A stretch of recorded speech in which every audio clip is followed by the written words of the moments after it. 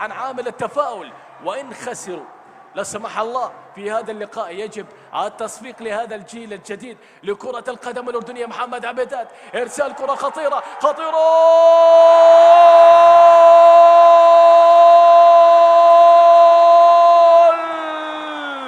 كرات النشامة غدارة، كرات النشامة غدارة تتساقط على المرمى بغزارة. الله،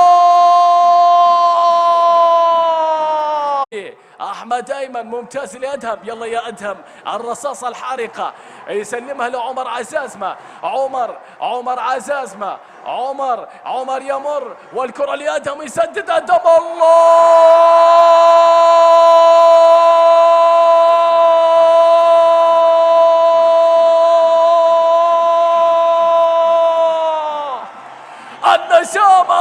النشامة يا أدهم رفاعي، هذا اللاعب يجب أن يلعب بإذن الله.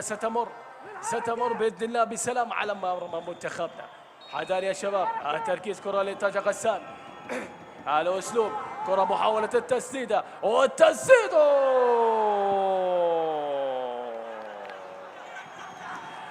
معلش، هدف عالمي لمنتخب تاج غسان وفكر مدروس، ولكن معلش من اللاعب رقم 3 راماتوزا.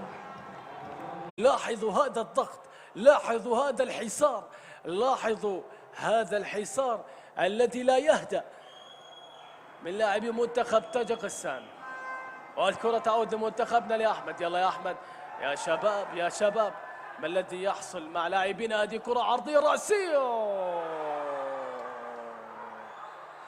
على ما أقول لكم كثر الضغط يولد انفجار، وهدف التعادل لمنتخب تاج غسان. هدف يا أخي والله غير معقول هذا التراجع من لاعبينا. سمحنا للاعبي تاج غسان أن يتقدموا وأن يهددون وأن يعودوا باللقاء.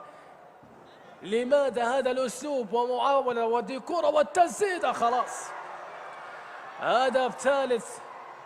هدف ثالث لمنتخب تاج غسان بالهدف الثالث، يعودون باللقاء ويقلبون. اسأل يا علي، لا يا علي، لا يا علي، تأخر علي، احتار علي بالكرة الماضية. عادت الآن لتاج غسان على الجهة اليمنى، انطلاقة، مر من الأول، حذاري مر من الثاني. هذه كرة لتاج غسان خطيرة،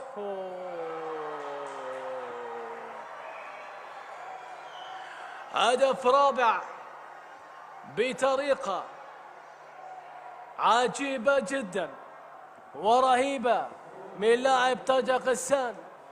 13 هدف المجموعة الأولى والثانية.